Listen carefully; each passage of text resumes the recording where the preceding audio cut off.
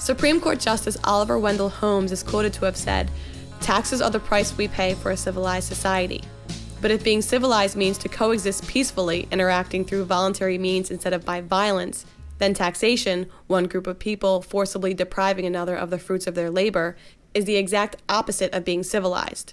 To steal the money that someone has earned through voluntary means is to steal that person's productivity, his time, and his effort, to steal a part of his life. And to steal a part of someone's life is called slavery. Taxes are often characterized as the people simply paying for the services they receive from government, but this is a gross mischaracterization. Imagine getting a bill from a private business for services you never asked for and may not even have wanted. And imagine that if you don't pay whatever price the business decides, they will wipe out your bank account, seize your assets, and possibly put you in a cage.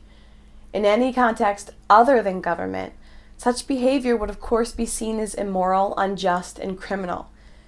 And yet we're told that when government does the same thing, it is legitimate, moral, and necessary for society.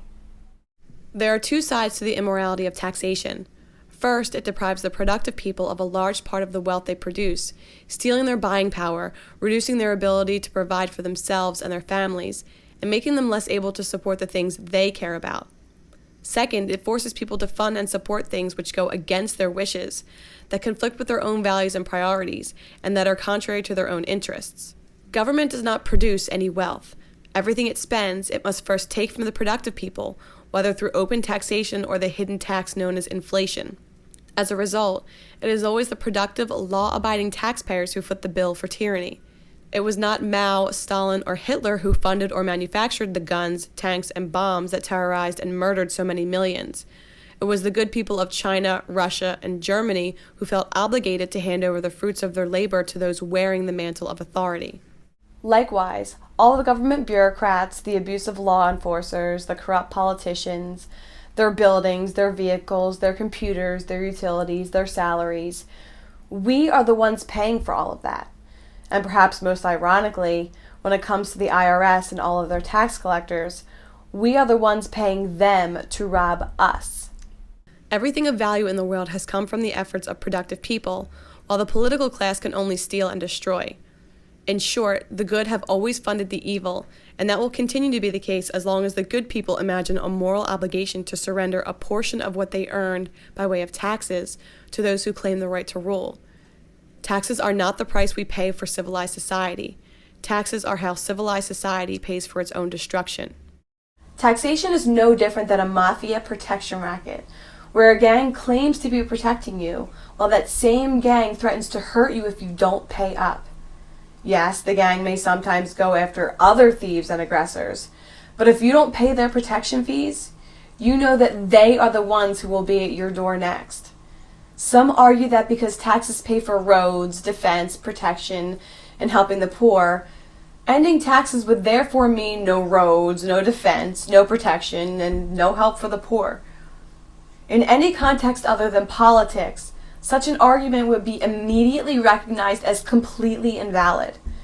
It would be akin to a common criminal stealing $100 from you, handing you a sandwich, and then arguing that you should thank him for having robbed you, because otherwise you would have starved.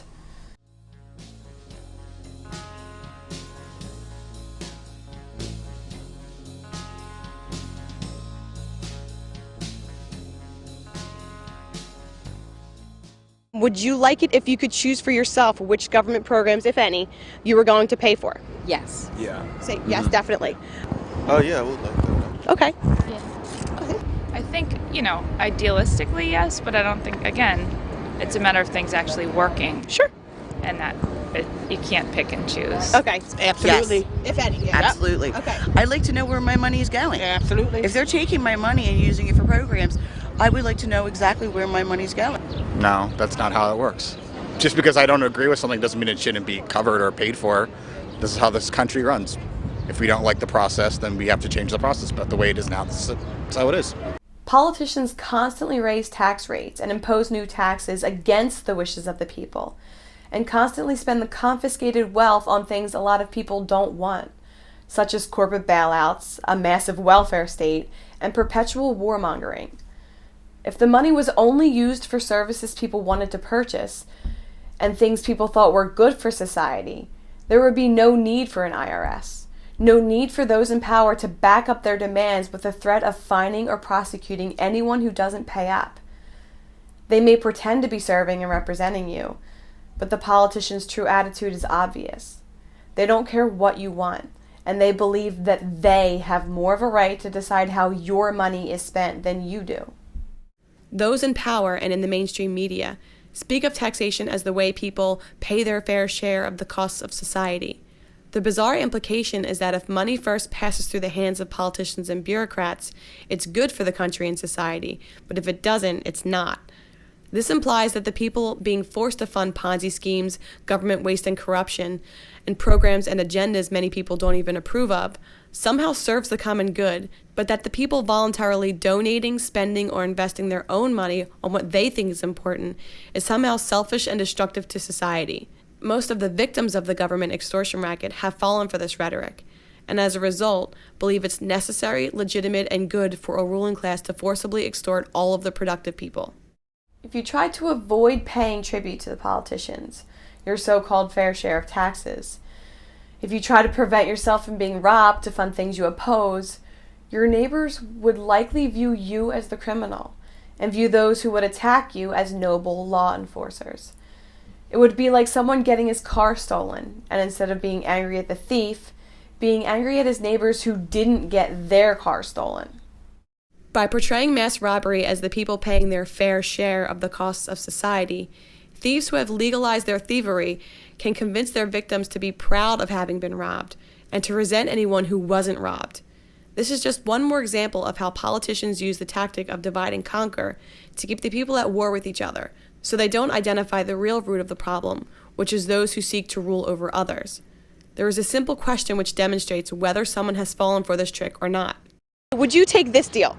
You never have to pay any kind of tax, income tax, property tax, sales tax, etc., but you're not allowed to vote for anyone else to be taxed either.